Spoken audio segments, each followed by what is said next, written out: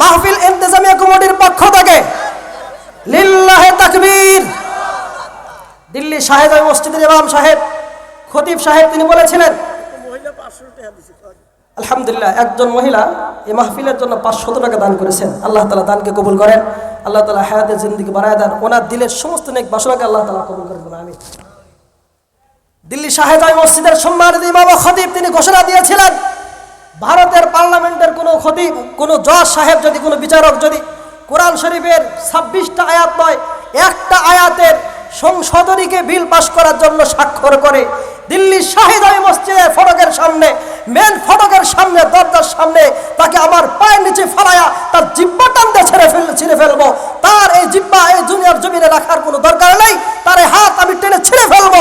যে হাত দিয়ে, যেই জবান দিয়ে কোরআনের বিরুদ্ধে কথা বলবে, সে যেই হোক, সে ইসরায়েলের হোক, ইন্ডিয়ার হোক আর আমেরিকার হোক, আমাদের দেখার বিষয় না। কথা বলেন ঠিক কিনা?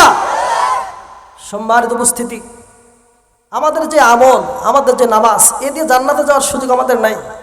কমপক্ষে ইসলামের যখন আঘাত আসবে সচেতন থাকতে হবে মুসলমান। মাস আর মুআব্বাস রাদিয়াল্লাহু তাআলা আনহুমা বদরের যুদ্ধে আব্দুর রহমান বিন আউফ রাদিয়াল্লাহু তাআলা কে যে বলে, চাচা যান আবু জেহেল কোনটা আমাকে একটু দেখায় দিবেন। আব্দুর রহমান বিন আউফ রাদিয়াল্লাহু বলে, ও ছোট ছোট বাচ্চারা, তোমরা আবু জেহেলকে চিনা কি করবা? কথা বুঝেন নাই? আপনি শুধু একটু চিনায় দেন, তার সাথে আমার একটু দেন দরবার আছে।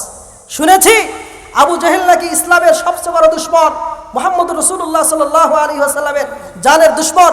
আবু জেহেলের চেহারাটা দেখতে চায়।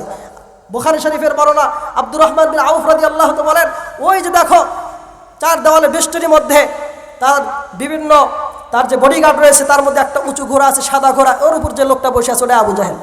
আব্দুর রহমান বিন আউফ রাদিয়াল্লাহু বলেন, আমি শুধু আবু জেহেলকে দেখাইয়া দিছি। এই দুই সন্তান মাজ আর মুআব্বাস দুজন একদম পাখির মতো উড়াল দিয়ে গিয়ে প্রথমে আবু জেহেলের ঘোড়ার সামনের পায়ের মধ্যে আঘাত করে। আবু জেহেল যখন মাটির ধবাস খেয়ে পড়ে গেছে, উপর চুপুরি আঘাতের মাধ্যমে আবু জেহেলের মৃত্যু নিশ্চিত করেছে মাজ আর মুআব্বাস রাদিয়াল্লাহু তাআলা আনহুমা। আল্লাহু আকবার বলে।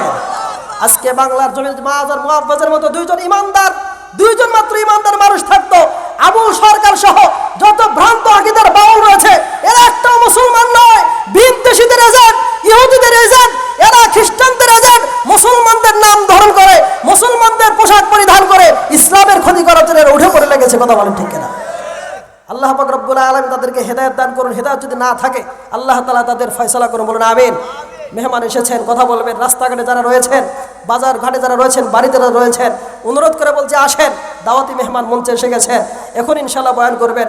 আল্লাহ পাক রব্বুল আলামিন আজকের মাহফিলকে কবুল করুন। ওয়া আখিরু দাওয়ানা আলহামদুলিল্লাহি রাব্বিল আলামিন। আসসালামু আলাইকুম ওয়া রাহমাতুল্লাহ।